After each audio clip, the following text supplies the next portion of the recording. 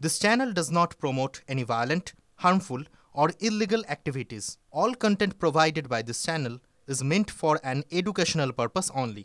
এর মধ্যে অনুপ্রবেশে আতঙ্ক বাড়ছে কেন জানেন? কারণ সুন্দরবনে যে কুয়াশা, সেই কুয়াশার সুযোগে অনুপ্রবেশ বাড়বাড়ন্ত। জলপথে কাটাতার না থাকার সুযোগে অবাধে অনুপ্রবেশ। মৎস্যজীবীদের ট্রলারে চেপেই এ রাজ্যে ঘাঁটি অনুপ্রবেশকারীদের। সুন্দরবনের নদীপথ এবং ঘন জঙ্গলকে নিজেদের অনুকূলে ব্যবহার করে দীর্ঘদিন ধরেই কাজ চালিয়ে যাচ্ছেন চোরাচালানকারী এবং অনুপ্রবেশকারীরা।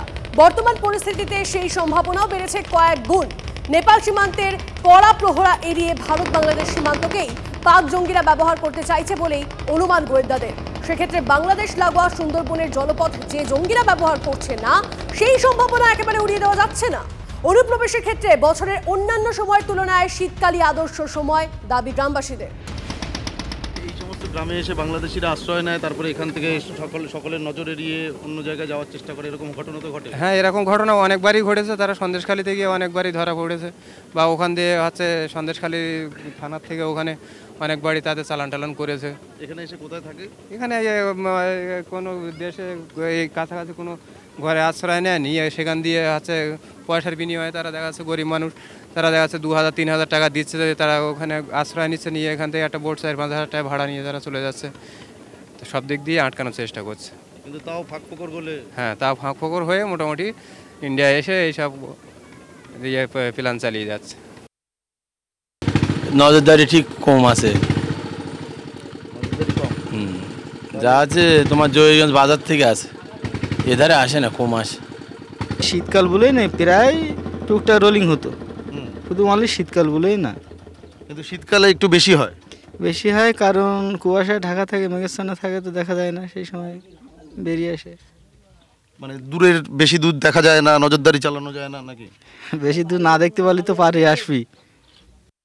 মাঝে মধ্যে বছরে 2-4টি এরকম ঘটনা হয়তো ঘটতে পারে, হ্যাঁ, কিন্তু এই জায়গায় আমার মনে হয় বিএসএফ তারা যদি যথাযথ দায়িত্ব পালন করে আর লোকাল মানুষের সঙ্গে জনসংযোগ রাখে, মানুষ সাহায্য করবে। কারণ মানুষ এখানকার সুন্দরবনের গ্রামের মানুষ কিন্তু অনেক সরল।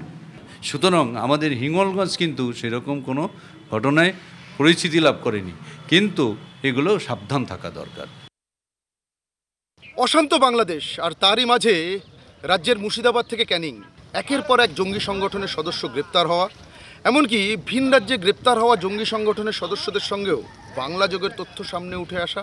আর শুধু তাই নয়, এহেন আবহের মধ্যেই আবার পাসপোর্ট জালিয়াতি চক্রের সঙ্গে যুক্ত থাকার অভিযোগে এক প্রাক্তন পুলিশকর্মীর গ্রেপ্তার হওয়ার মতন ঘটনা।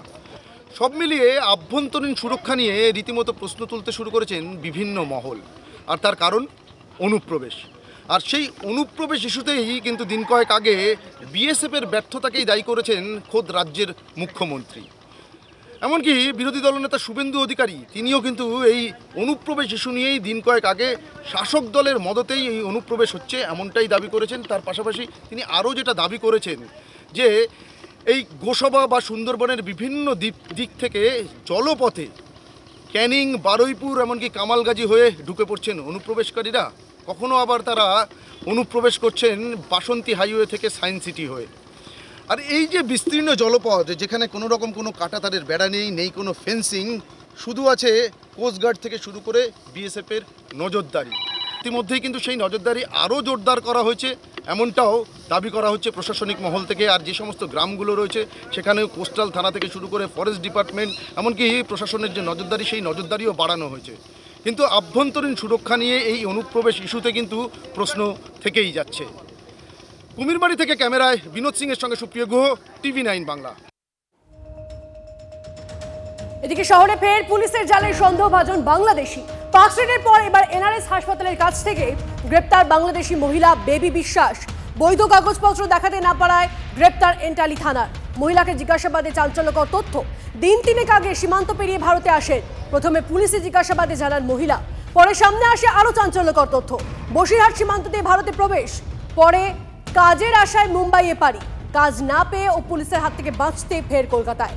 গতকাল বিকেলের পর শিয়ালদহ স্টেশন চত্বর ও এনআরএস হাসপাতালের সামনে ঘুরতে দেখে সন্দেহ হয় পুলিশের। আউটপোস্টে নিয়ে গিয়ে জিজ্ঞাসাবাদ করতেই পুলিশ জানতে পারে বাংলাদেশ থেকে এসেছেন মহিলা। কি কারণে এসেছেন? মহিলা কি একাই এসেছেন এদেশে? ফরেনার্স অ্যাক্টে মামলা রুজু করে তদন্তে পুলিশ।